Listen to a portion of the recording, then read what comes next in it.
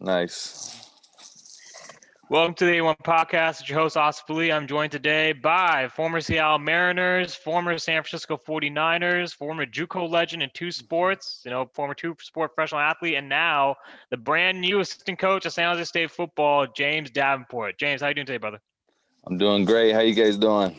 Doing all right, man. Shoot, man. So how's your New Year's been? I mean, obviously, you got a new coaching gig, so you're pretty excited about that, huh?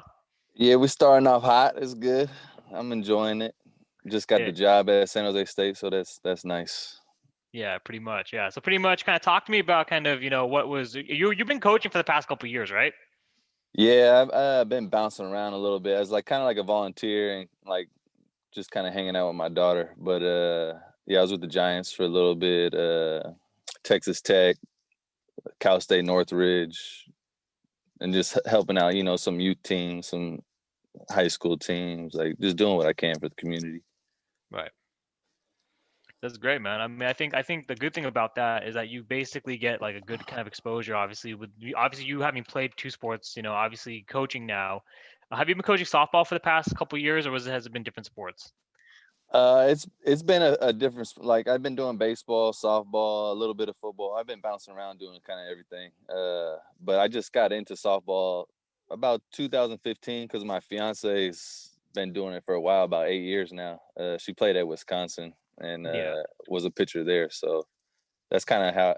And I got a daughter, so it's like I'm full on softball now.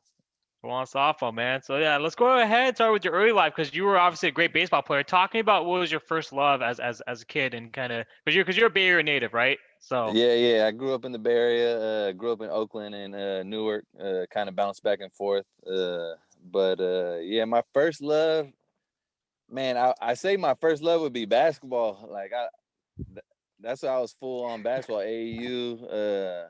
Playing with the Oakland Soldiers and all that. Like, I mean, that was my first love. But I mean, I had my grandfather, which I'm sure was with the Giants. So baseball was just kind of thrown on me. So.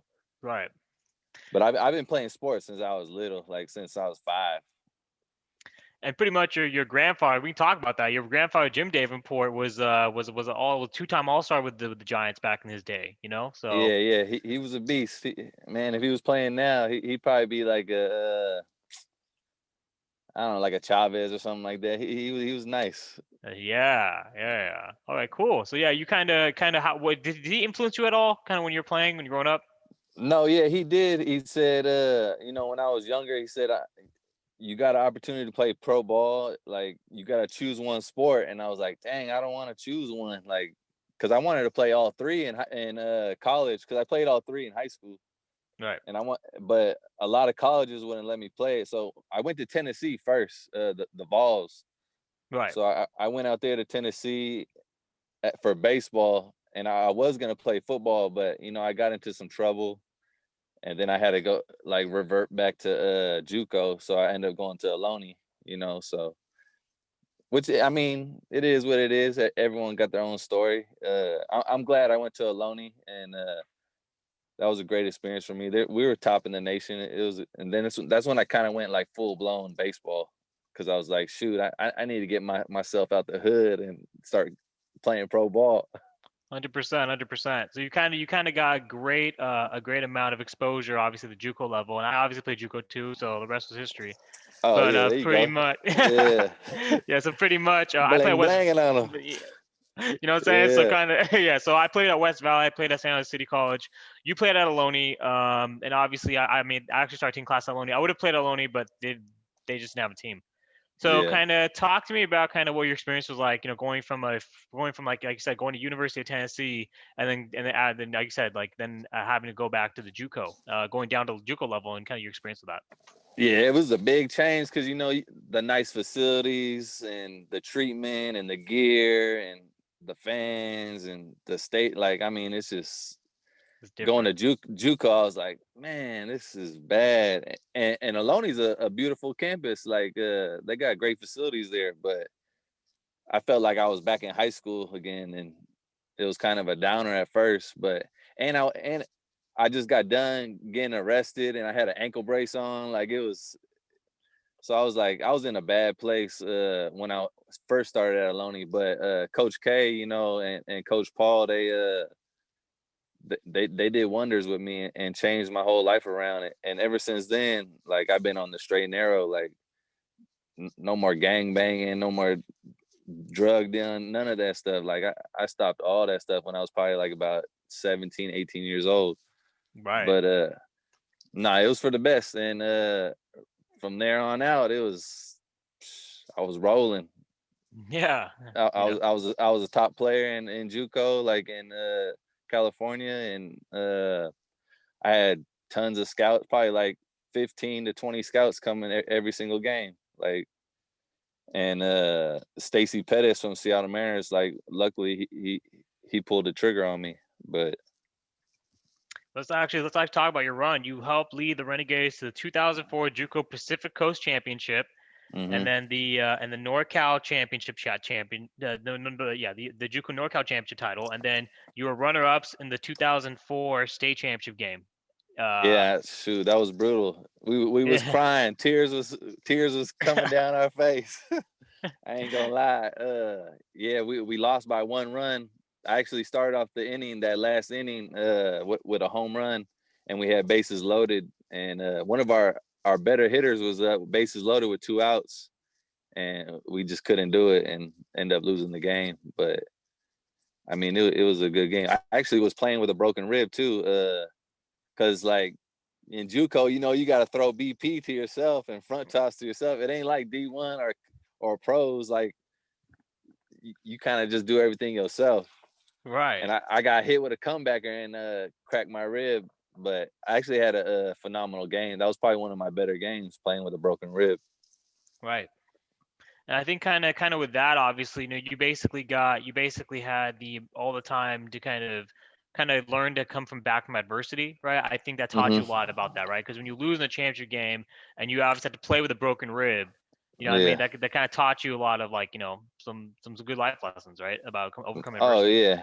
yeah. My whole life I've been. We could start from the beginning, and you could write a book on me. It's crazy. Hmm. But I grew up in East Palo Alto. It was the murder capital of the nation. One of my friends got shot at 3 years old.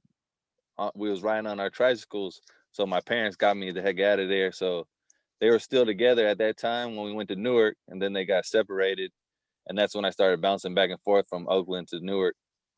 And yeah, man, my mom's, she was in the psychiatric home. Like it, it, it was some tough times. I had to raise my sister like at an early age, like about 12 years old. So my first instincts was to hit the streets, and that was the only way to pay rent and get food. But so yeah, it was tough, and I was living at coaches' houses in high school, like my football coach, Coach Swift, who passed away, Coach Ashmore, my basketball coach.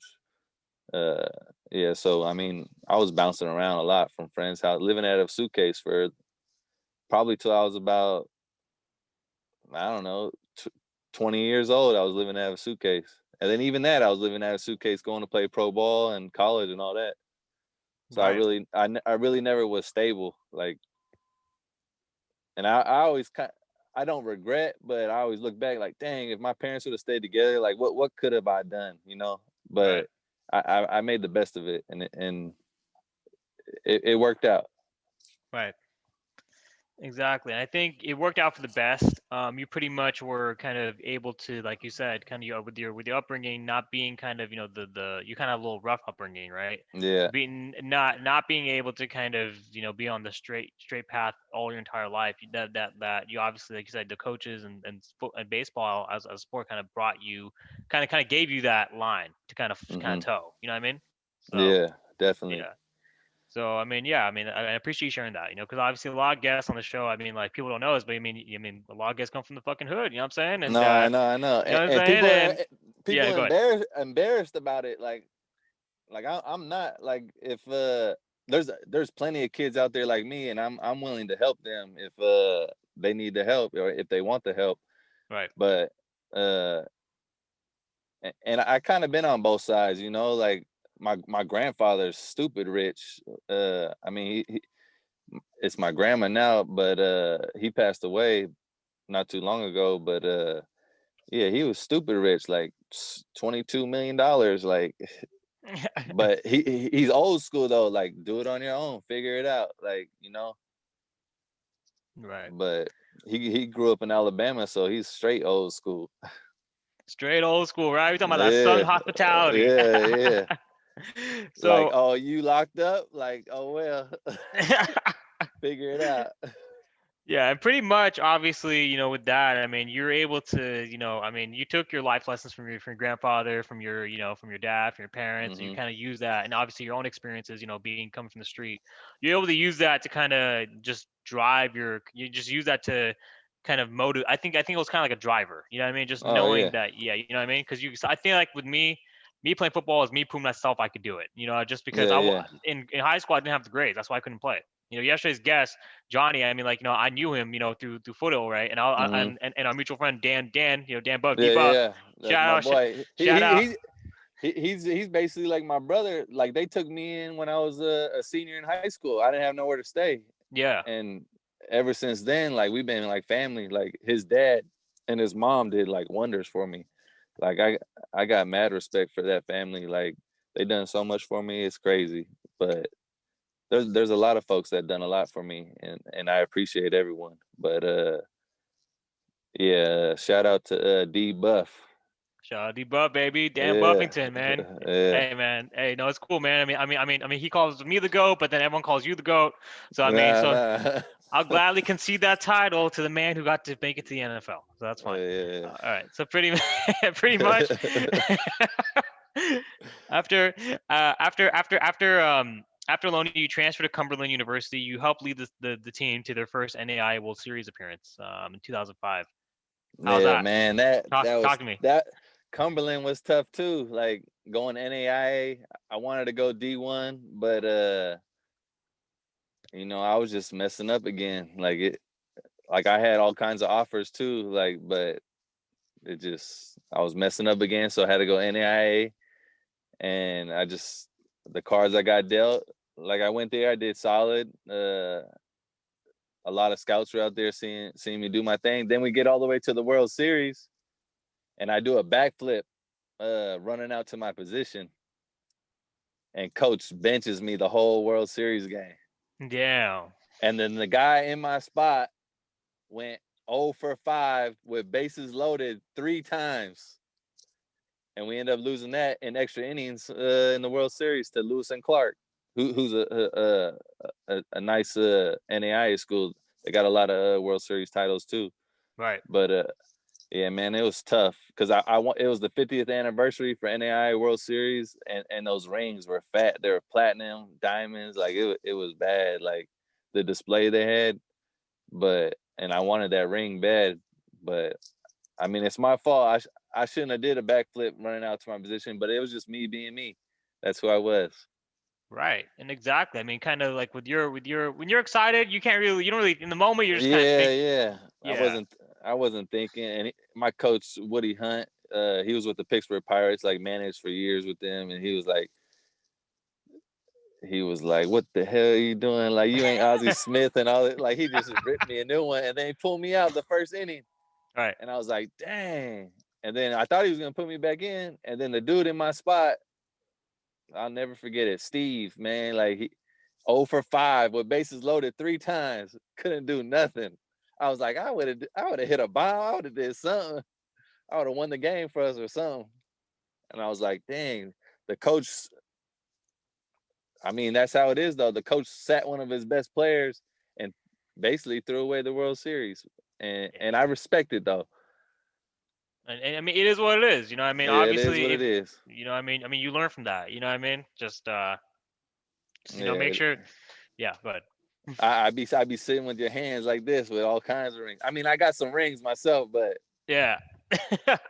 yeah, man, it was just to add to my collection. I was a little butthurt about it. Yeah, I mean, it is what it is because obviously, I mean, when you're that close and you know that you have it, and Oh and yeah, you don't capitalize, it's just like, oh my god, So It is what it is. But essentially, I mean, like you still had a great career, collegiate, Oh yeah, yeah. and then pretty much from there you get to go to the in '07 you basically get to go to the Mariners. So talk to me about that. Yeah, so I was at Cumberland and I was on the draft and all that, and there was a lot of like some bad communication going on, like off the field issues. People said I was carrying guns and all this stuff and doing some like bad stuff. And I haven't done none of that stuff since like I was 17 years old. Right. So I had a bad rap. So nobody wanted to really take a chance on me. So I started dropping farther and farther down. I was like, dang. And then Stacy Pettis, he's from Oakland. So him and Jethro McIntyre, who's also from Oakland, he was an MLB bureau scout, was like, dude, you need to sign this kid James. He's like a 5-tool player. And his grandfather, and all this stuff, blah, blah, blah. And so I did a little private workout with at the San Jose Giants facility, and just basically just dominated the workout. And he was like, "Oh snap, we signing this kid right now!" Like, so ever since then I went to Arizona spring training and just started handling my business. 100%. Talk to me Yeah. about kind of what that was like in spring training. Oh shoot! Right when I got in there, Ichiro like introduced himself. Beltre, like those were like the two big names when I was there. But yeah, I mean it was a great experience. Practice, I had to get used to that whole routine. We had practice at 5 a.m. We had weights. We had nutrition program. We had a yoga, stretching. Then we had practice. It's basically an all day thing, and then games at nighttime because it's hot in Arizona. Yeah. But yeah, it's a full-time job for no pay unless you're a Right. bonus baby. Yeah. Like you're getting paid less than minimum wage in the minor leagues, and, Oh yeah. and it's a full-time job, and you don't get to see your family. You're in hotels all day. Like you're at the field from 5 a.m. till 1 o'clock at night. Right. So I mean it's a full-time job for no pay, but unless you got a big bonus. And pretty much with that, I mean, but you're getting the experience, and you can basically claim Oh that, yeah. you know what I mean, that you played in the MLB, in the minor leagues. Yeah. I started out in Peoria. I probably played like 3 games. I think I don't know what I did. Hit a double and a triple. The GM was there and he's like, "Oh shoot, you're going straight up to shorty season." So they bumped me up to short season, and then I finished off the year there with the Everett Aqua Sox, and did solid. Played third and short, and then the next year, started off in Everett again. Played. That was probably my best ball. They should have kept me in Everett, but they had this guy Nate Timbrick who was the #1 draft pick, and he was a bonus baby. So they were like, "Shoot, Davenport's outshining this kid. Like we need to get him the hell out of here." Yeah. So they bumped me up to high A. So I went to the Mavericks, and I finished my season there and played here and there. And then they brought down this guy named Ronnie Prettyman, who was like 30 years old, coming down to A ball. Like, bro, you supposed to either be retired or staying in AAA. So they showed him a lot of love when I was there. So I was getting like a game here, a game there, coming off the bench, hitting. It was tough. Like, Yeah. and there was a point there I was like on a 15, 17 game hitting streak or something.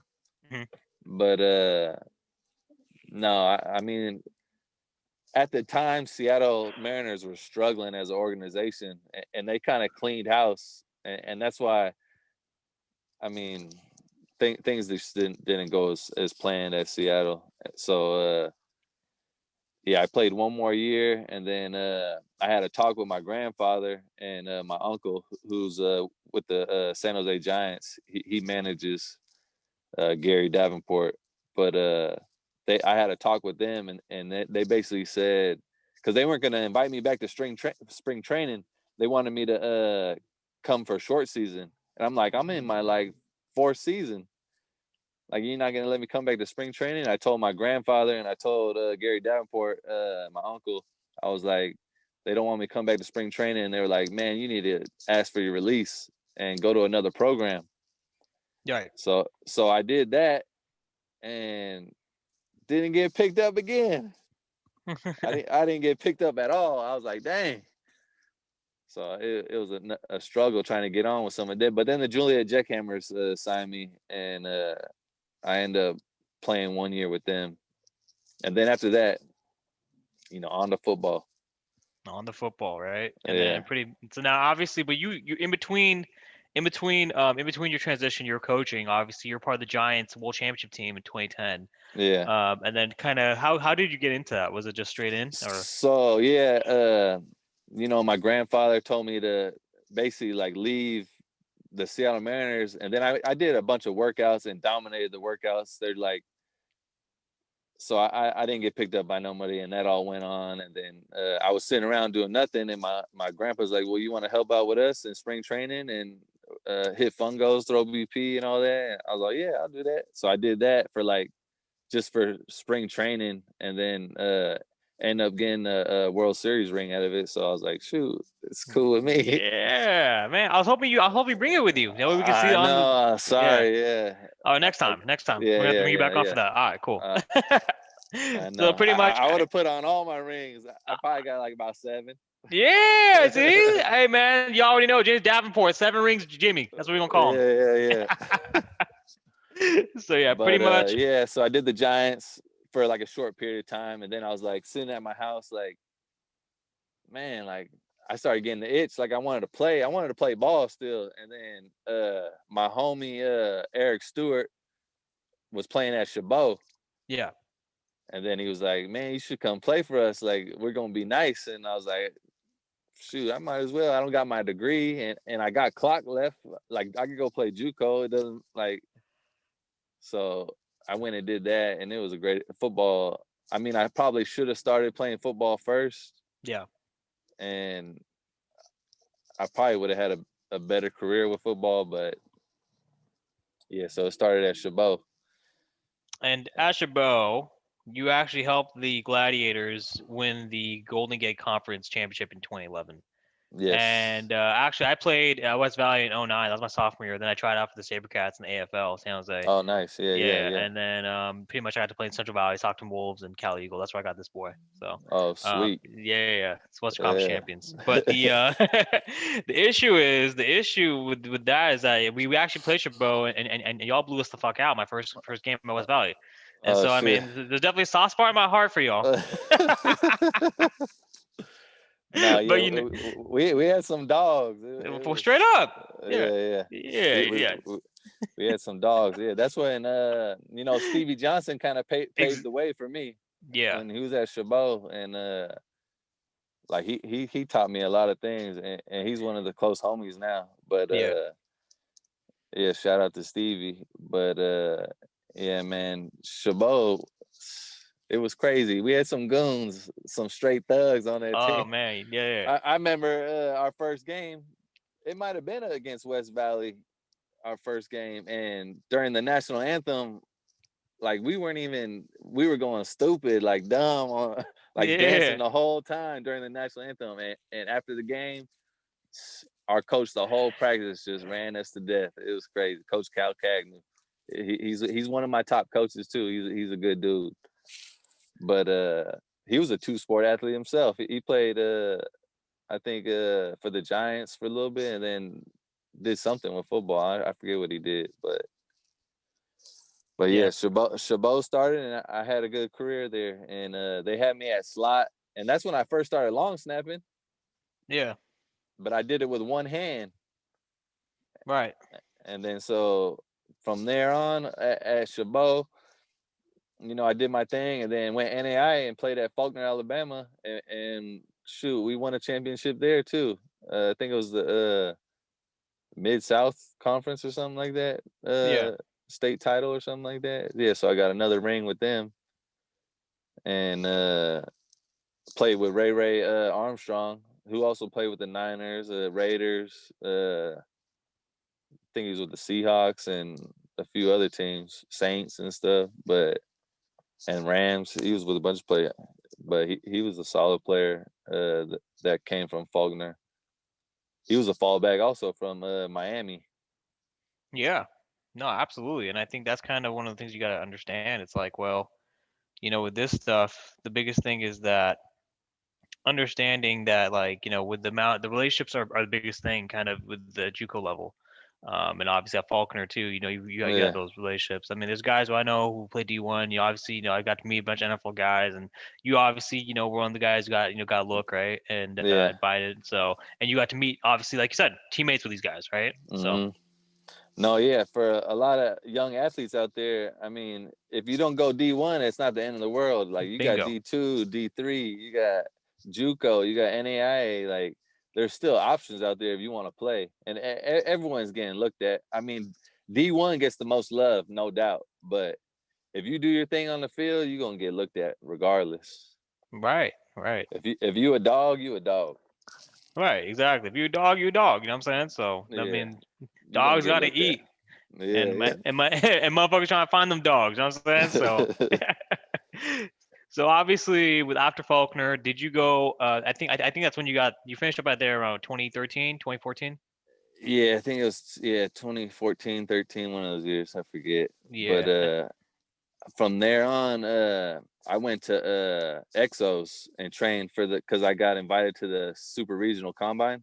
NFL Crew Super Regional Combine. Yeah. Yeah, yeah. So like you can pay to go to those things, and well, you got to start off like at a lower combine, and if you do like good there, then you get bumped up to this other like uh regional combine. You do good there, then you go to the super regional. So you kind of go do little stepping stones. But yeah, so I went through that process, and I was training at Exos, which used to be API. So Brent Calloway, who's at Exos, like in Carlsbad in San Diego, it's probably the best training I ever in my life. And shout out to Brent. But yeah, he did wonders with me, and got my 40 down to like about a 4.52, and got my bench up. I was hitting 225 22 times. My vert was like a 39. Like so, he got me to where I needed to be. Right. And there was all kinds of goons there. Like, uh, shoot, who was there? Jared Apodaris from the Green Bay Packers. Jeff Janis, Green Bay Packers. Who else? Uh, Trying to think. There was some big names there. I just can't think off the top of my head who was there. But there was some good guys.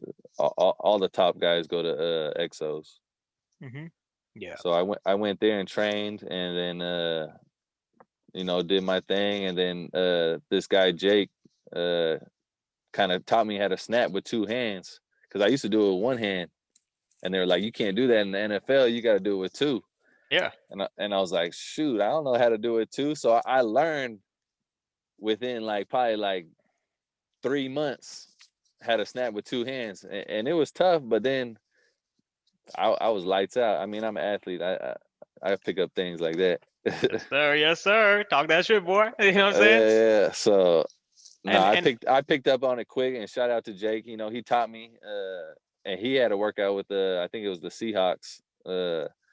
But you know, from there on out, I just every single day, 3 times a day, my lady was like, "Dang, you gone more now than you were playing pro ball." And because I was focused. This is the most focused I ever been, and it was the strongest I ever been. I was 6'4", like 247. Like I was, the fastest I ever been. I was the best shape I ever been in my life going into camp with the Niners, and I was still learning how to long snap. I was only doing it for about 3-4 months. So I go into Niners camp with the Harbaugh and Brad Seeley and all those guys. And Brad Seeley was my special teams coach. And, I did my thing. And it came down. So I made through all mini camp, and then I went to extended camp, and then I was in OTAs. Everything was good. And then they put me in as a reserve, and I was a reserve for like half the season because they brought in Kyle Nelson from the Redskins. who's like a vet long snapper. Mm-hmm. And they let him kind of do the thing, and I was just kind of like a reserve for like the whole about half the season, or a little more than half the season. And so I was just with them the whole time, just kind of just practicing, watching film, like doing all the bullshit work. But Yeah, hey, I wanted to be part of the program. I had to do what I had to do. 100%. And were you long snapping your whole college career? Yeah, but with one hand. Yeah, Yeah, so now one two-handed. hand. Yeah. Yeah, Yeah, because they watch film on me. Like Harbaugh brought me in, and he's watching college film on me, and they're drilling me. Like before they like made me sign the contract, yeah. and they're asking me like, what do I do here? A gap, B gap. Oh, the linebacker stacked on this side. Like all, too high, double cover, all this shit. And I'm going through all that, and then he looks and he goes, "Are you snapping with one hand?" I'm like, yeah. And they're like, "Oh man, like." If people knew I was only snapping one hand, then I never would have even got a look. Right. Like, I don't know what they have against it, because I don't know if you know, but I hold the record for the fastest snap and the farthest snap. I even tried to do it with Guinness, but they had I had to bring in hella film crew, referees, and all this stuff. But it's on YouTube. I got the fastest snap. It's 42 miles an hour, and I think the longest. It's on YouTube also. I think 47 yards, or maybe 40 something yards. I forget what it is, but yeah. So I hold the record for that. So like nobody's ever seen a long snapper like me, like that can run a 4.5 40. That's lean. Can get through blocks and run down the field and make big plays. But yeah, so I bounced around a little bit, OTAs here and there with a bunch of teams. I was with OTAs with Seattle, the Bears. Who else? The Lions. I was in OTAs with who else? The Ravens, because Harbaugh gave a call to his brother and got me in. Yeah, so I was bouncing around for years and not getting nothing, but still working my ass off, and I just never gave up. But then I had my daughter born, and then it was like, all right, you got to get a job. Yeah, exactly. And that's when coaching started. But no, the Niners was a great experience. Like as soon as I walked into the locker room, shoot, Frank Gore, Stevie Johnson, Patrick Willis, who else was there? Alden Smith, like Cap. Cowboy Cap, yeah. Everyone was showing love. Yeah. So I mean, it was a good locker room, and that year we were supposed to go to the Super Bowl, but we just had a lot of injuries. We was stacked with players. I was like an Yeah, I mean, all-star team. yeah, a bunch of them did, and Yeah. pretty much, yeah. Good. No, I was just saying it was just a straight all-star team. Like it was the best of the best on that team from the NFL. It was crazy, and Yeah. I was on that squad, and I was like, damn, and I made it, and but I wasn't getting the playing time like I wanted or whatever. But I mean, it is what it is. I mean, at least you got right out of season. But it's funny, kind of what you said about also, the money, the minor league and stuff like that, and also kind of, just practicing. I mean, same thing with me when I was playing the arena league. I mean, they only paid me $80 a game. Yeah, And yeah. yeah, You but do it for the love of it. facts, That's like everyone said. Like you gotta love your job. Like I would play football for free. I would play Right, baseball for free. I play basketball right, for free. bingo, Like, and I'll play in the pros for free. They don't gotta pay me nothing. Like bingo. Yeah, straight like up. That's how much I love it. that's how much I love it too. I mean, that's exactly it. I mean, and that's why I kept playing up until this point. Well, now I'm 30. Now my knees are shot, but No, I still get out there, put the pads on. You know what I mean? yeah. So, Hey, it's for but the love of the game. the love of the game, man, 100%, 100%. So I mean, that's cool. I mean, obviously, like with you share that same passion. That's why, Um, and yeah, obviously, kind of your grandfather was still alive during your Niners run. Kind of, what was his kind of impression about kind of you playing for Yeah, the yeah. Nah, he was down there like every day at practice, sitting on the sideline, like watching practice. Like they let him in, and he kind of roamed around like he owned the place or whatever. But yeah. nah, he was showing a lot of support, and people don't know this about my grandfather, but his main sport was football. he went to Alabama, and beat out Bart Starr, the quarterback, the Hall of Famer. Yeah. And he beat him out at Alabama, but then Alabama found out that he was or not married. He was in a relationship with my grandma and had kids, and I guess they didn't allow that in the state of Alabama or something in college. So he had to dip out and go to Mississippi Southern State, where Brett Favre went, and the quarterback for the backup quarterback for the Niners, what's his name? Mullen or whatever his name Nick is. Mullins, Yeah. So they both went to Mississippi Southern State, and both those quarterbacks, Brett Favre and Mullins, broke my grandfather's record at because he's not in the Hall of Fame for baseball. He's in the Hall of Fame for football for college. Yeah. A lot of people don't know that, but yeah, he got offers to play with the Eagles before the Giants, but he just chose baseball because it's a longer career. Right, But yeah, football was his passion. He was a quarterback for Mississippi Southern State. So, and they won 2 bowl games against Alabama. I think it was the Cotton Bowl and something else, some other bowl. But yeah, his main sport was football. Cool. Yeah, it's awesome to kind of have that, Yeah. And then pretty much after your Niners run ended, kind of, were you, like, say, you got a real job? So what were you doing? Obviously, I mean, you were coaching, but what else were you doing? Anything else on the side? Yeah, I was doing lessons and little camps for the community and stuff, and that's really it. I didn't get no real job like working at Costco or nothing like that. Yeah. But yeah, I started coaching with Cal State Northridge, and that was my first year doing softball, and we won the championship there. I think it was like the first time in 50 years or something like that. Yeah. And we ended up playing UCLA in the regionals and got our ass handed to us. But yeah, so that's when I started coaching softball with my fiance. So and this was, I think you did it when? You did it, that was back was in 2015. 2015. Yeah, 2015. Yep. Yeah. Yeah, and you also So in between that, I was doing softball coaching, and then I was training for football also. Yeah, because you're basically a free agent. Yeah. So I was going to all these OTAs and mini camps and all these workouts in between while I was coaching, because it was 2 different times for season, so I was able to do both.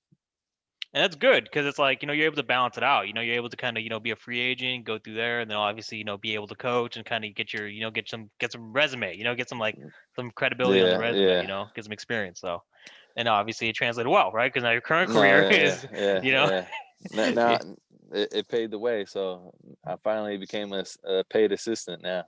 Yeah, finally. You know what I mean? After the long haul, it paid off. So yeah, pretty much. I guess what I was going to ask you is, obviously with me too, I mean, your primary special team of your entire college and pro career. I want to show you that, if you can read that. Oh yeah, special teams player. Yeah. It's all about special teams.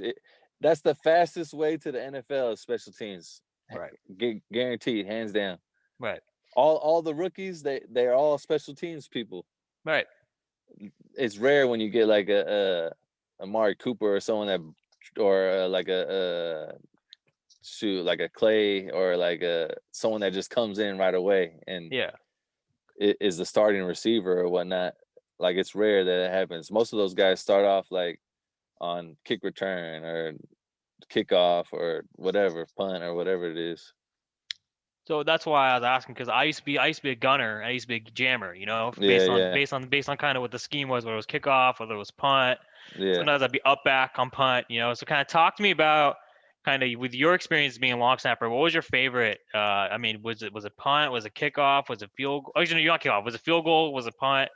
Well, I because I blocked a lot of field goals, so I like blocking field goals. That was my thing. I used to jump over the top. Okay. before the Seahawks dude did it, I used to do that all the time. Before Cam Chancellor did it, okay. Yeah. Y'all heard it here first. James Davenport was the innovator of jumping over the line to block the field goal for Cam Chancellor. No, yeah, Flexing yeah. on the 81 podcast today, folks. Go ahead, James. No, yeah. I mean, I used to love doing that, and I could jump hella high. Like, I don't Yeah. know if you know, but I used to be in dunk contests in high school all the time. I beat Nate Robinson. I'm thinking it's on the internet somewhere, but Jesus. yeah, like I never lost a dunk contest. Like I used to have stupid bounce in high school and Yeah. in college, but yeah, that was my love for special teams. But I did love long snapping and being the first one down the field because they kind of changed the rule and we had kind of like a free release. Right. So because I guess a lot of people are getting neck injuries and all that, head injuries because our head's down and gives us time to pop up. Right. And I think that's a good point because when you're dealing with all those injuries, and obviously with me too, obviously like with being gunner or jammer, usually you're trying to burst down the field, maintain your lead, and be the first one there. Like you can attest to. I mean, sometimes you can't stop yourself from kind of when you're going for the tackle when you're about to wrap, you can't stop your momentum, and No, sometimes I know. Yeah, yeah, go ahead. the rule, man, I don't like it. It's tougher for the defenders now, Yeah. but because you get these offensive dudes, they're low on their shoulder trying to lay the wood, and like, what are you supposed to catch them with your chest? Like Yeah, like come on you're gonna now. get ran over. Exactly. You're gonna get blown up. Right. And that's the issue I have, you know what I mean? Because like I mean the way I even when I stopped playing like professionally, like at the minor league level, Mm, in the arena level, I basically started yeah. playing flag, and then like sometimes I just can't help but like get in like my mode of like being a gunner and just rap. We're going Oh for the yeah, wrap second. them up and then pull the flag. Exactly, yeah. And then like the QB's trying to fight me and shit. I'm like, bro, I'm done with this. You know, what I mean, I can't do this flag no more. But I mean, at the same time, I mean, like, I mean, it's good. You know. No, yeah, yeah. It's tough to pull up. I would say, like, Yeah. it's tough. You're gonna get hurt like that. Exactly. And for me, I'm always gonna like lower my head or lower my more so lower the shoulder to Yeah, ensure yeah, that, and I mean the head will follow, with the shoulders. So yeah. yeah. So kind of talk to me about kind of now with obviously now that you're coaching, kind of what are your expectations now with this new role with San Jose State. I'm trying to take them to the World Series straight up. I All never lost. I right. mean, every program I've been to, we've been to the top. Whether Yeah. we started from the bottom, like we always go to the top. Like Yeah. it's just something I'm blessed with, or got lucky with, or whatever people want to call it. Like every team I've been on since like Pop Warner, Little League, AAU, high school, we were state champions in high school. Like every sport I've been in, we always won. And people say, "Oh, we're terrible, this and that." And then all of a sudden, we end up at the top somehow. It's crazy. It's insane, really. It really But is. I mean, it is what it is, and I'm expecting San Jose State softball to do the same exact thing. 100%. Talk But to me. Talk to me about kind of with the World Series. I mean, are you a position coach or you're just an assistant for like all I'm just an assistant for the. I'm gonna take over hitting. hitting? Okay, got it. Yeah, and then Yeah. I'll probably do some outfield, infield, whatever they throw at me, I'll do. Don't matter to me. Yeah, I mean, you're probably. I'm sure. I mean, were you? I forgot what position you played. Were you third baseman? Where were you? I was all well. My whole career, I was third base like my grandfather, and Yeah, then that's I got moved to shortstop, right. and then I got moved to first, then I got moved to second, then I got to move to center field, then I even caught. So it was like I was all over the place. Like time that it was basically just to keep my bat in lineup. Right. But I did everything but pitch, which I pitched in Little League, but that's about it. Yeah. Yeah. So pretty much But with you. Yeah. Go ahead.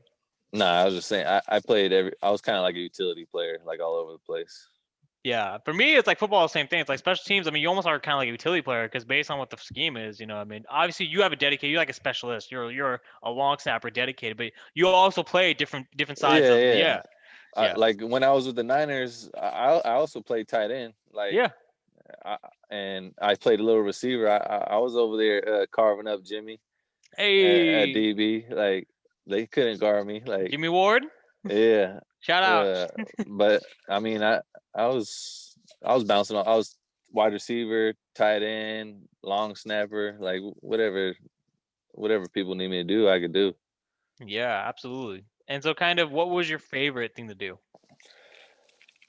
Uh, for baseball, I love third base. For football, I started loving long snapping towards the end. It's like all I wanted to do. Just long But snap. yeah, most of my career though, I was a receiver or like a slot. But I was a big slot, but I was like super shifty. So I'm about to say, I mean, I was a slot in the yeah, rotational slot. Yeah, I mean, yeah, yeah. I know. I I was mean, like 6'4", yeah. 220, 230 in college playing slot. I'm about to say, no, you're definitely an outside. You know what I mean? Yeah, Like an yeah, X yeah, or Y. But you're playing yeah, the R. I'm like, come on, bro. yeah, yeah, Just fucking call the cross, yeah. of the middle every time because the mic is gonna be the same size as you. So I mean, you can probably No, take the I hits. know. I hated Yeah, that shit. Yeah, it slants of the middle. All right, go ahead. But yeah, but yeah, yeah. no, it was. Yeah, I fell in love with long snapping. It was probably I was doing it all the time outside at the park, practicing all the time. Right, Maybe because I didn't do it that long and I wanted to get really good at it. But yeah, I fell in love with long snapping. right. For any young athletes, start long snapping. It's the Long fastest snapping. way to the NFL, I promise you. And there's not that many of us. Right. And if you're looking to get some good looks, you got to go see this guy Zahner in Arizona. He holds a lot of these high school, college, NFL tryouts, and there's only about maybe 20, 30 guys out there. So you're gonna get looks if you're decent. Right. If you're decent, because I mean, Yeah, obviously you need to have the and these talent. D1 schools, they hold 3 long snappers on the team. Yeah. And you see a lot of these teams when the long snapper goes down, it's all bad. It You're getting is. snaps over the head, rolling balls, or teams don't even punt. It's crazy. Let me get your thoughts on this, all right? Because this is just my personal thing, which I've just been kind of like one because obviously as a special teamer, I did an Yeah, episode this morning. You probably saw my story about why Steve Tasker should be in the Hall of Fame. yeah, yeah, yeah. Special teams when I was playing, obviously JUCO. The first thing my coach said, Coach Wink, who's now the head coach of San Jose City College, shout out Coach Wink. He's over there. He said special teams wins games. Special Oh, teams. most definitely. We at Chabot, at Faulkner, with the Niners, they all Wherever. have a thing called like a board saying we got to get a big play. If you get one big play on special teams, you're gonna win the game. That's what Yes. they say. A block Yes. punt, I mean whatever it is, touchdown return, whatever. Like you got to have one big play. You get one big play on special teams, it's a wrap. You're gonna win the game. So I talk to me guess about. that's what the stats prove. I guess. No, that is what stats prove. Yeah. Yeah. Yeah. Go ahead. So I mean, every team I've been on, special teams has been a main focus. And if you got terrible special teams, then you're gonna have a terrible team. So now with that said, pretty much now that we kind of understand the impact of special teams, Matt Slater, kind of what I talked about in today's earlier episode, Matt Slater was made his 9th Pro Bowl as a special teamer. And basically he was on record to say Steve Tasker, the Godfather, is the Godfather of special teams and special teamers like me. He deserves to be in the Hall of Fame, because a lot of Oh buzz going yeah. up for Matt Slater to get in. What do you think about the Hall of Fame's bias against special teamers, right? And kind of, what's your take on special teamers being the Hall? No, I mean, I think they should be in the Hall of Fame. Like it's just like utility players in MLB or should be in the Hall of Fame also. Like, Right. but it's rare. Like they miss these guys and they don't show them no love at all. It's crazy. But a lot of the people in Hall of Fame, like making these decisions, never even played before though. So they really don't. They never been in the locker room or like they really don't know. Right. So I mean, it is what it is though. It is what it But is. yeah, like my godfather is Bobby Bonds, so my godbrother is Barry Bonds, Oh, and what's up? Okay. yeah. So I don't think he's gonna get in the Hall of Fame, but he should be. Yeah. He's the greatest hitter of all time. Like whether Easily. he did steroids or not, like you still got to see the ball hit the ball. Like and I Exactly don't know. I don't know if he did or not. And I'm not saying he did, but that's his own business. But yeah, there's no way he should not be in the Hall of Fame. But all those guys that are making the decisions hate him. Exactly. But they didn't play. They didn't play either, so they don't know. Like, You're basically but that's my point. there's the Pro Football Hall of Fame, much like the Major League Baseball Hall of Fame. It's all writers and reporters and journalists. You know what I mean? Yeah, Very, exactly. Yep. very, very few amount of former players and coaches who have a say, right? And hmm in my opinion, if there was kind of a good balance between the two for voting, Oh yeah, uh, there'd be a whole bunch of people like special teamers. There'd be the people that should be in would be in. yeah, you know what I'm saying? Because Steve Tasker retired in '97. It's 23 years since his retirement. He's only been like he's been a finalist like six Yeah, times, but that's it. And he's never, it's just never I cracked, know. And, So and a lot of special teamers don't get the love like on TV. Like nobody knows who the long snapper is. back, say that shit, boy. Talk They that shit, no, Jimmy. they Go, they go. they don't, they only know when you mess up. Yes, sir. if it, if you mess up, then they know who you are. But nobody knows who the kickers are or until they miss a field goal. Like Right. there's kickers in there that haven't missed in like 5 years. Like and nobody knows about them. Like it's crazy, but yeah, everyone wants to be a quarterback, receiver, running back, linebacker, safety, DB. But yeah, I don't know. It's a touchy subject, I guess, with everybody. It is, that's why we're talking about it. So, what I Yeah, mean? I think if you good and you did damage your whole career and you were a Pro Bowler or you were All Star or whatever it is, and you dominated at your craft, then you should be in the Hall of Fame for what you did. Facts. Absolutely. You should be, Yeah. because if you think about it, it's just like, if you did your position to the best of your ability, you're the best of your position. Steve Tasker, Matt Slater made this point. Steve Tasker revolutionized the game for special teamers, for gunners, Yeah. especially. Like, they had to change the rules because of how Steve Tasker played, how fearsome hmm he was as a hitter. And No, yeah. so that's basically why, you want guys like that in the hall, hmm It's the so same thing with basketball too. Like you get a point guard that got crazy assists but never scores no points, but he's developing the play for you guys, and he's been doing it like Rondo or someone like that. yeah, Rondo. Yeah, like he should be in the Hall of Fame. Like he handled his business. Like he wasn't like a big time scorer or nothing, but without him, the offense don't get started. Right. And that's But exactly it. Like, the biggest thing is just understand that with the Hall of Fame, I mean, I don't think the Hall of Fame is really as credible as it should be, hmm or because of the fact that, like you said, they omit guys without understanding kind of what the impact is, And the stat yeah, sheet doesn't show everything. It only shows like a certain amount of things. But if you actually watch the game and you know the game, you yeah, play the yeah. game, you'll appreciate these things. Oh So yeah, for sure. so yeah, let's But talk about. Go ahead, go ahead. no, go ahead, tell me.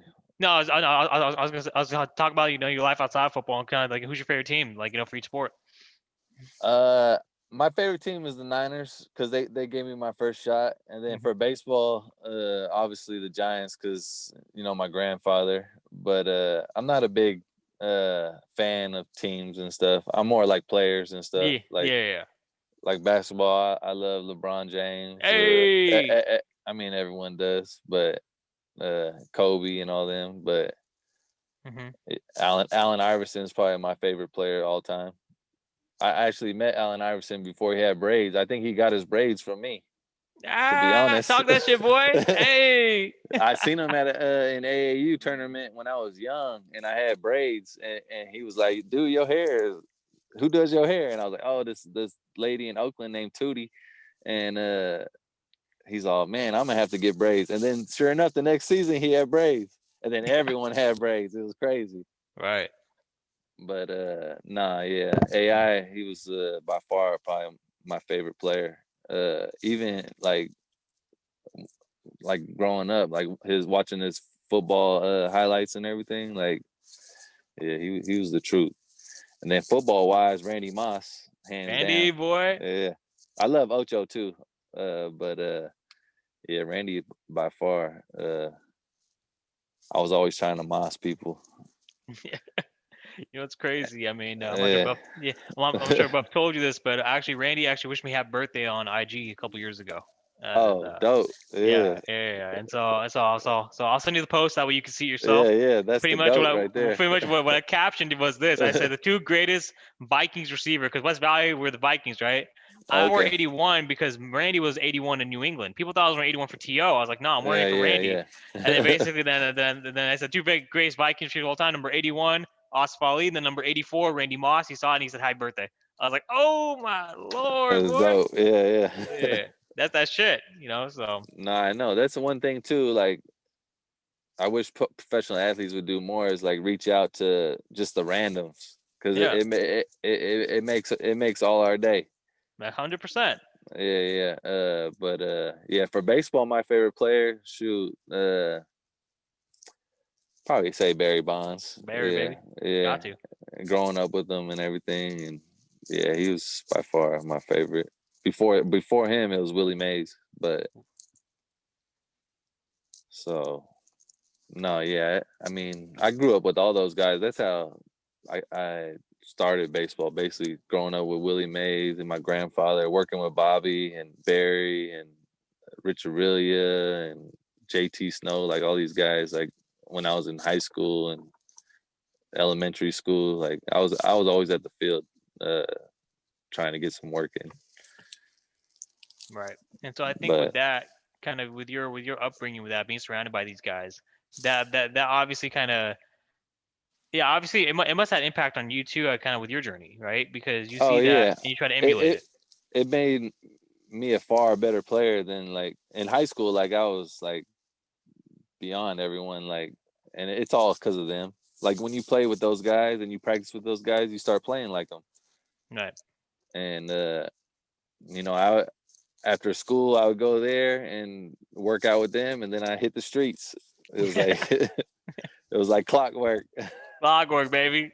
Yeah, but yeah, I was trying to go there as much as possible Which to is get good. I a mean, yeah. see those guys work and take batting practice with them, shag, like play catch with them, take ground balls with them, whatever. Like, no, it was a good experience. I wish my grandfather was still alive because I probably would have kept doing it. And but yeah, Yeah. No, recipes, recipes. Kind of yeah. what was the greatest lesson that you got from your grandfather? He just his number one saying was just bust your butt. That's what he Yeah. say. Yeah. He go, hey, you don't want to have no regrets. Just bust your butt. He would say, Yeah. with his Alabama accent. But nah, yeah, he was a good supporter, and he kept it real. Like when I was messing up, he'd tell me. When I'm doing good, he'd tell me. And like I remember in high school, it was probably my sophomore year. Uh, he said, you got the Giants are talking about you right now, and there's a bunch of scouts talking about you. Like you need to take this serious. And he kind of just wanted me to play one sport, like baseball, and go full go on it because he knew I had a legitimate shot. But I wanted to play all the sports, like he did too. He played all sports too. But I mean, it's tough to tell a kid or a high school kid like do this, do that, and you don't listen until then. When you're like 30 years old, you're like, dang, I should have listened. But Exactly. Right. Because you're like, damn, I could have used that, and it would yeah, help me yeah. a little bit. No, I know. I didn't in high school. I was lazy, and I was one of the top recruits in the nation. I was like top 100 for baseball, and I was a top recruit for football as well, and basketball. I was like an okay recruit, but yeah, I should have just either stuck to two or one sport, and actually like hit the weight room and started training like really hard. But I didn't start doing that till basically till I got with the Niners or right before the Niners. Right. I started hitting the weights hard, like taking eating right, stretching, like all that stuff. Like I started taking it like really serious, which I should have did that from the get go. Right. But I mean, everyone has their own journey. Yes, sir. Everyone has their own journey, and just making sure that you understand kind of the pieces that come along the way, and taking every lesson with a grain of salt is what makes our journey so unique and special. Yeah. And it's great. Obviously, your journey kind of led you to San Jose State, back home, right? I mean, No, you're I going all know. around the country. So, Yeah, I know. I've been everywhere. It's crazy. which state did you like, and which program did you like the most outside of San Jose? I would have to say Alabama was the nicest place I was at because I graduated from Alabama, so Right. that was the nicest facilities I've seen. But best state's California by far. Easily. Easily. Yeah. Yeah, that everyone's a little behind us. I hate to say, but they are. I got this ring with the Chicago Falcons back in 2018. And Oh, so nice. obviously I was out there playing arena / semi-pro because they're like a hybrid team. And Yeah. yeah, we made the conference championship. It was great, but I mean, just like I would not want to go back to Chicago like Oh anytime. no. Yeah, I've been to Chicago. It's bad out there. Yeah. Detroit, Chicago, DC, like Oakland's bad, but it's a different kind of it's like run down in Detroit, like third world country type stuff. Yeah. But no, yeah. Out here we just got in the Bay Area, we just got like thugs, like and it's like a culture, the Bay Area culture or something. Yeah. It, we got a different kind of swag, but oh yeah, the Bay Area by far.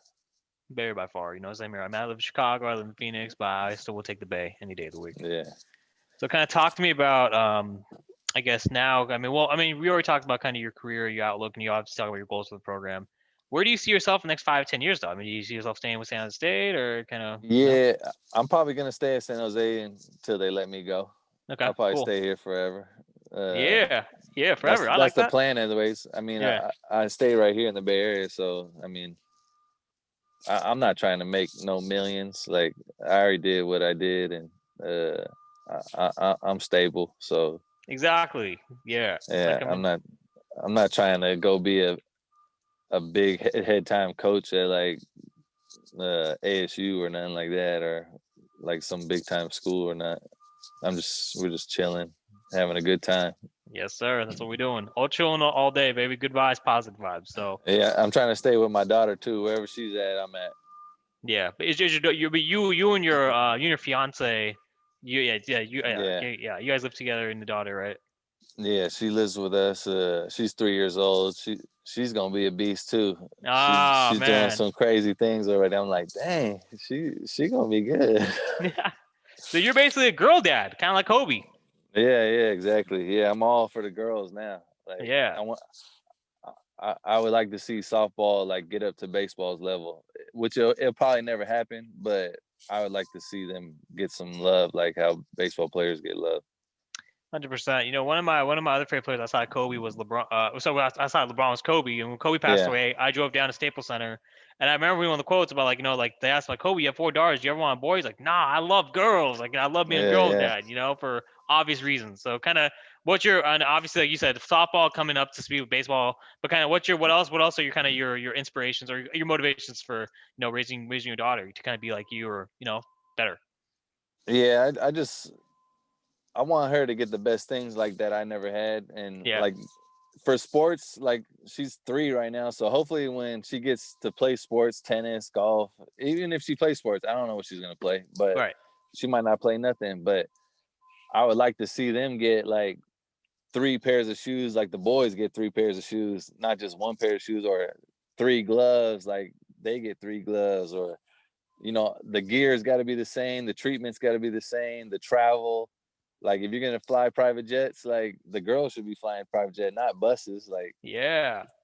Like whatever it is, I want the girls to be on the same level, and I want that for my daughter when I hopefully when the time comes, like they're treating female athletes the same way.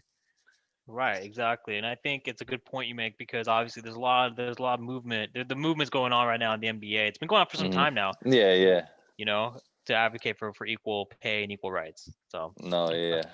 that's about sports. So all right, tell me which team you're looking out for. Are you watching the NFL playoffs and kind of which team do you think is going to win and why?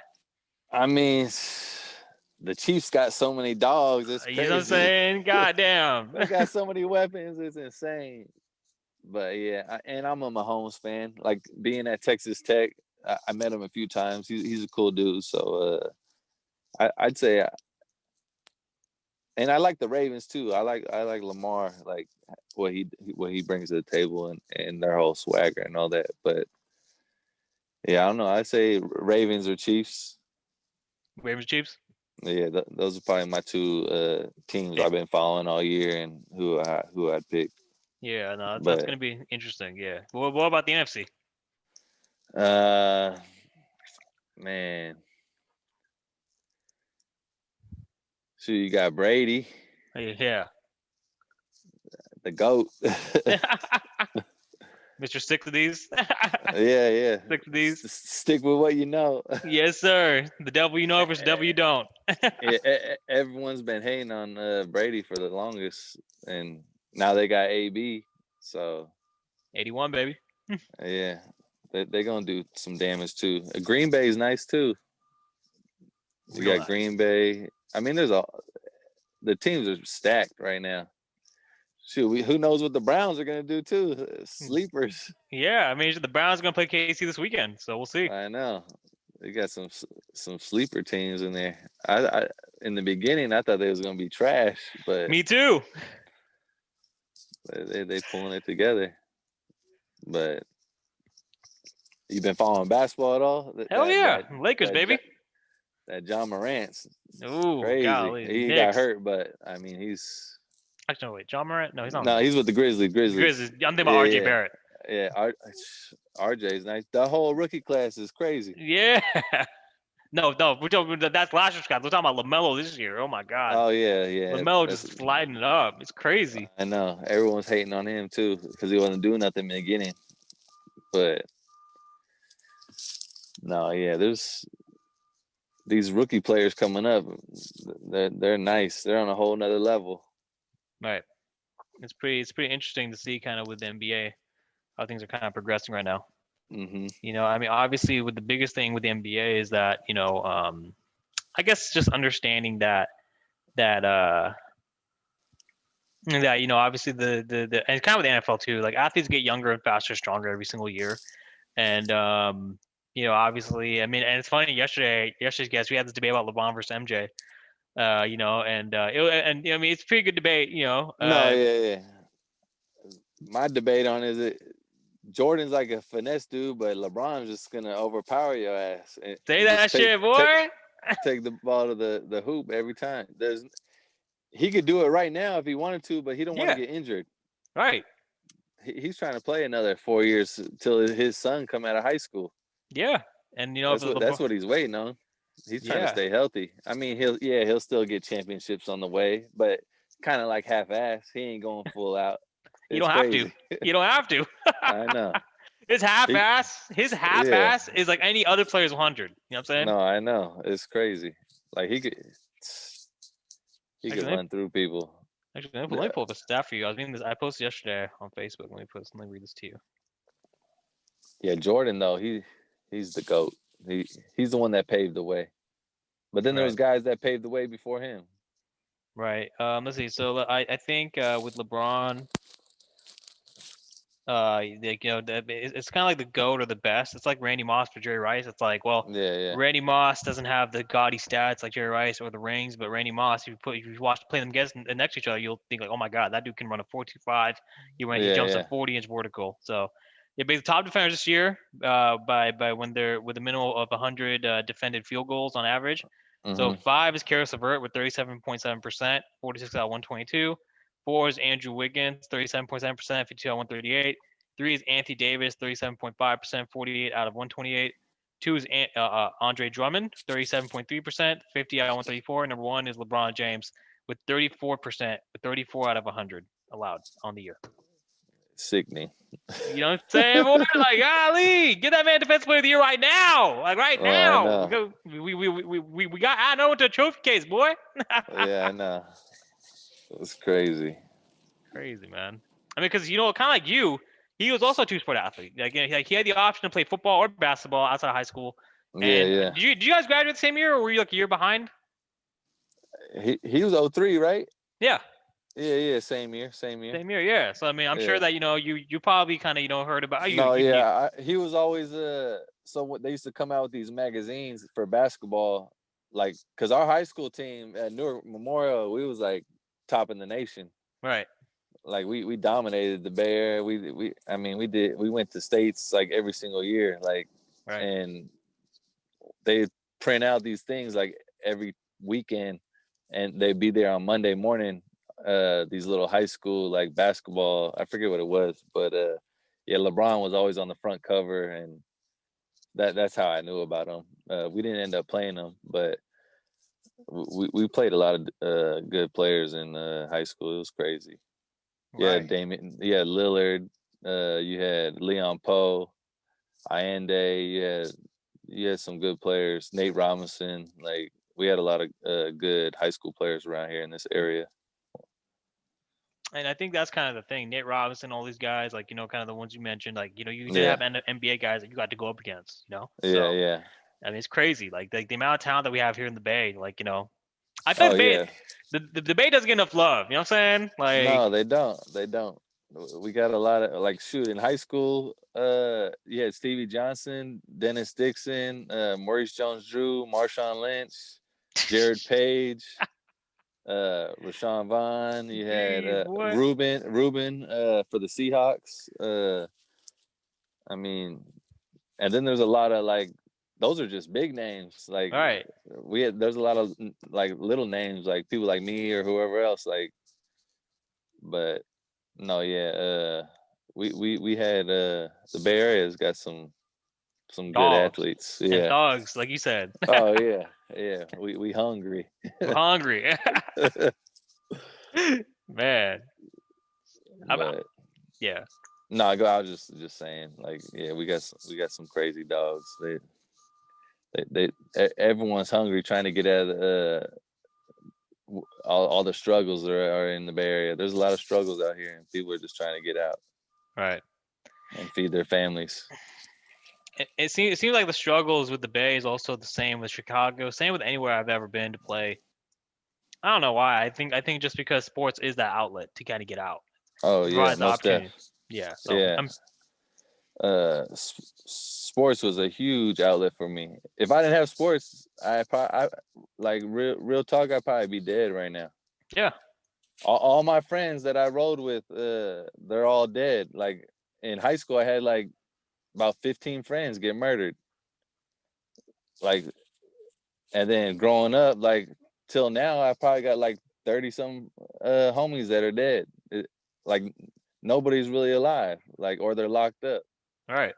I probably got like 3 or 4 dudes that got out the game like me, and they were sports guys too. And they're straight. Yeah. And kind of to that point, it's funny because I actually lost a few teammates this year. I lost two guys from the Chicago Falcons, and one dude from West Valley. It Yeah. was not gang related. Well, the first one, he was driving, then someone pulled up, started shooting, and then like Yes. the other two. I mean, like, oh my god, just like that's the type of shit. Like, sometimes it's just the environment, like you said, just trying to get out. No, I So know. Like Joe, one of our receivers from Faulkner, just passed away. He lives in Sacramento. He got murdered in a hotel. Like something happened. I don't know. He was going to see some prostitute or something, doing something stupid that he wouldn't should have been doing. But and then the pimp tried to rob him or something, and he got murdered in the hotel. wow. But yeah, that recently just happened. I got his picture on my page. Yeah. It just happened not too long ago. But yeah, he played at Faulkner. He was a receiver. He was legit. He went to I think he went to CSM or Sac City or something like that. Yeah. Yeah. Yeah. But yeah, I mean, it happens all over the world though. Like people are crazy, man. People are crazy, bro. And it's I know. it's a good message. Like, kind of like, don't be doing something you're not supposed to be doing. Yeah, exactly. Yeah. I mean, Don't be out past 10 o'clock if you don't want no trouble. yeah. That's what Yeah. my grandpa said. He said, if you out past 10 o'clock, then you asking for trouble. Facts, bro. Facts.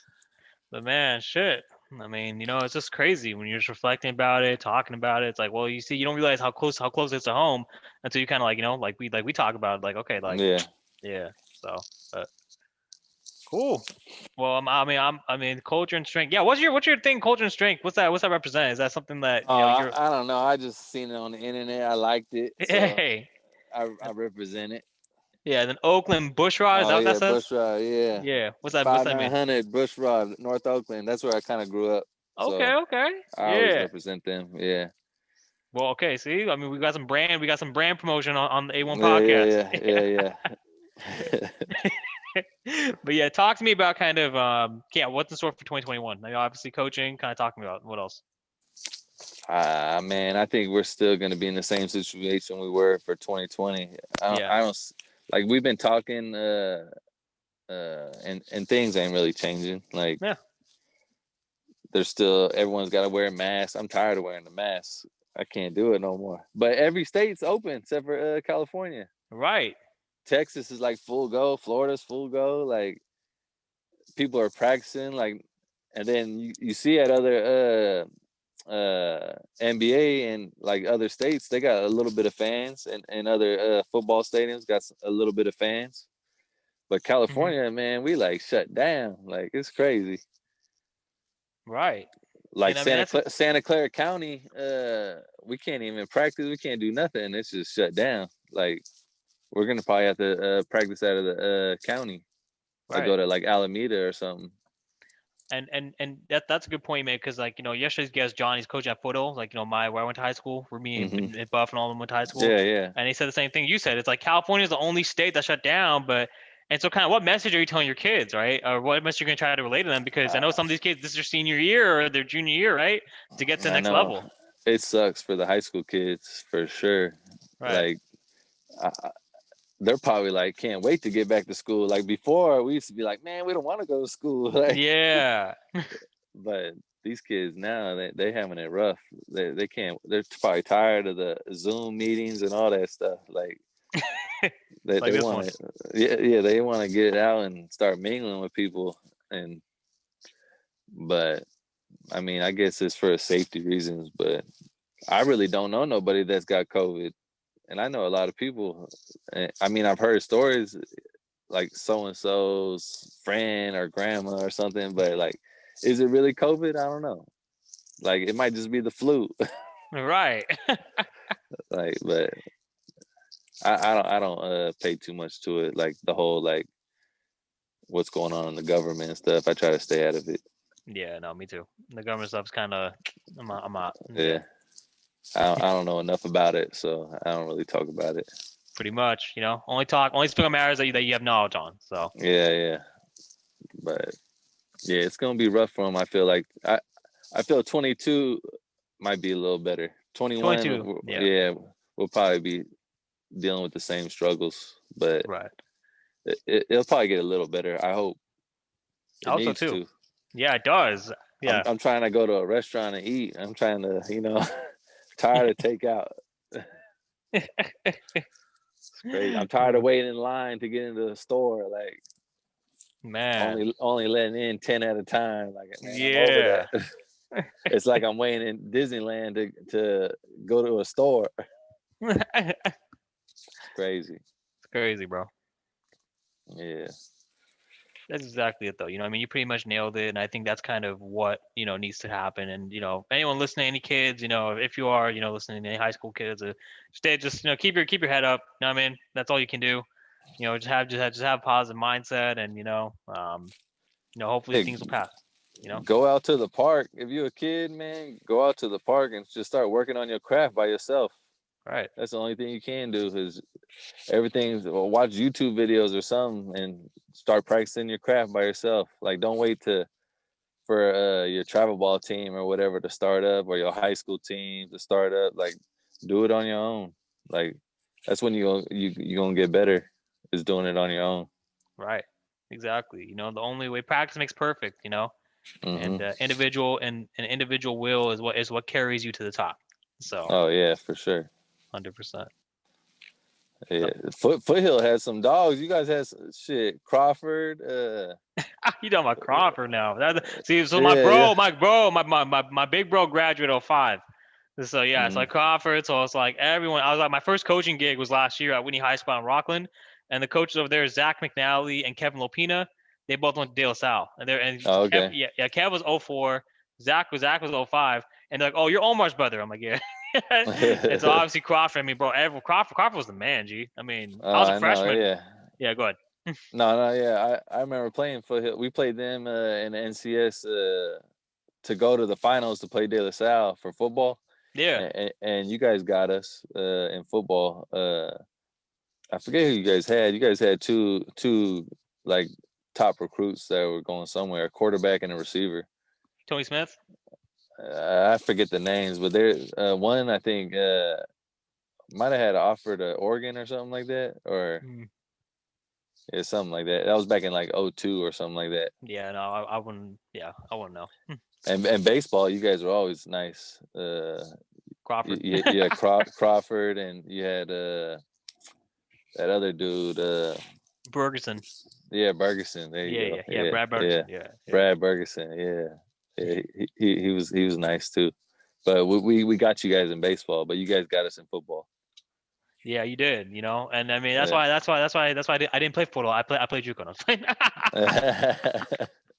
Yeah, I mean y'all got us in football, but I mean like we still had a pretty good run. So I mean I was like whatever. I mean, but Chabot, because y'all had some real dogs, Chabot. I mean I was like, oh my god.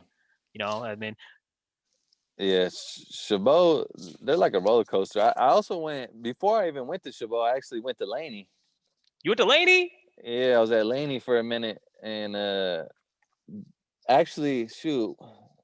So I went to Cumberland, and then my boy Jeff Stewart. So Eric Stewart, his younger brother, got me to go to Chabot, but his older brother, Jeff Stewart, got me to go to Laney.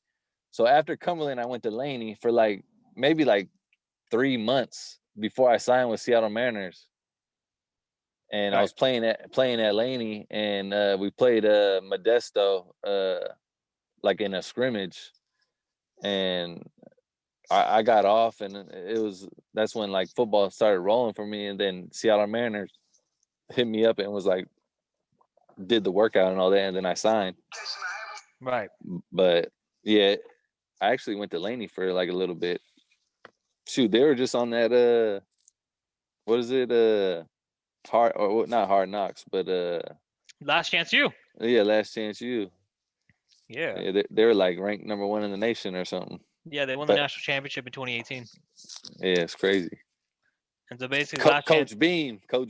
Yeah, Coach Beam. Yeah, so Last Chance U had that shit when they were 2019 season, and Coach Beam was just kind of running that shit.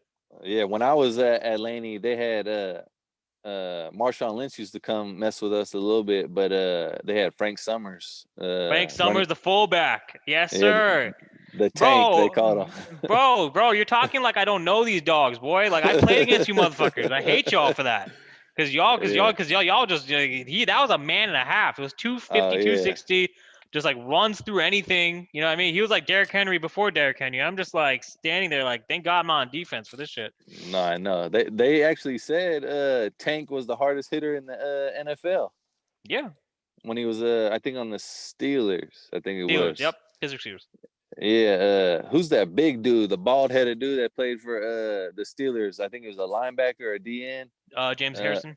Yeah, he's the one that said that Tank was the hardest hitter in the NFL.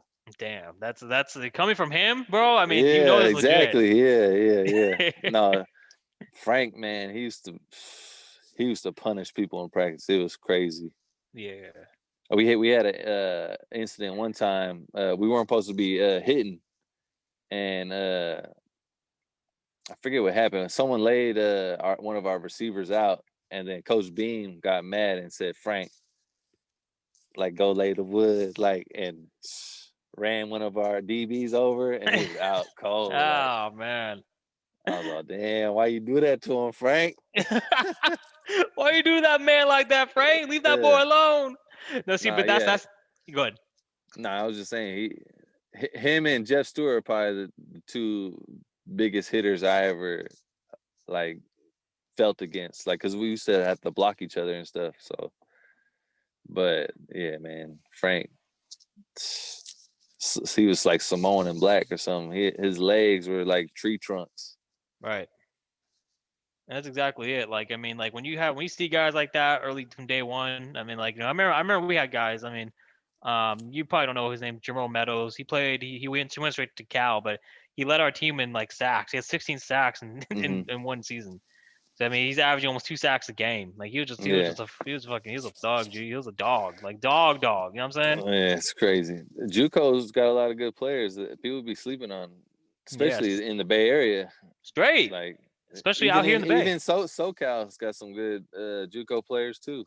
Like I say, California JUCO is like probably the best at anywhere. In my opinion, yeah.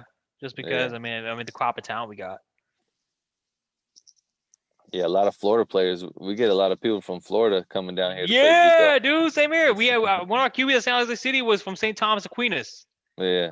Yeah, so it's crazy, Yeah, dude. I'm still close with a couple Florida boys. My boy Milo, he and Dwayne Boston. They both were from Florida. I'm super close to them still. Nice. I mean, and that's what matters. You know what I mean? Being able to kind Yeah. of like have those boys and have those connections, relationships. You know? Yeah, that's what it's all about. Those are basically your brothers and your family. Like you're with them all day on the field, off the field, classroom, everything. Like it's like that's basically your family, your team. Yeah. And the more family oriented you are, then the better your program gonna do. Right. I think that's kind of the big key. You know, I mean, as long as you're good on the field, and as long as you kind of have those relationships, off the field, and you're cohesive, then your team will succeed. I think Mm-hmm. obviously, like you and I can test that. I mean, I've been on both sides. I've been on the bad sides and the good sides of that. So Oh yeah, for yeah. sure. There's always So some bad too.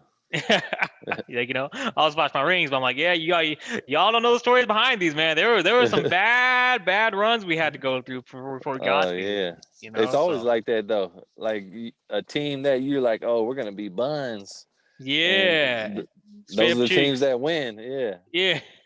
it's crazy. Like we at Chabot, we had fights. We had people pulling guns on each other, stealing from each other all the time. And then towards the middle of the season, it's like you got your brother's back and everything was good, and then end up winning fucking titles and shit. Yeah, It's exactly. crazy. It's crazy. Like you win the conference championship, and then you're just like, all right, shit, like all that shit was worth it. Oh, I know. Yeah, it's crazy. Crazy. Well, cool. Shit, man. Any closing thoughts for the viewers, listeners out here for the newest assistant coach? Nah, I mean, for the younger athletes, just this Corona thing, this COVID thing, it'll pass. Like, don't dwell on it too much, and just keep practicing your craft. That's the number one thing for youth, man. Like, you gotta stay outside, stay active. That's the number one thing. Practice your craft. Don't get caught up with staying inside, watching Netflix and playing video games all day. Like this whole COVID thing, it's gonna pass.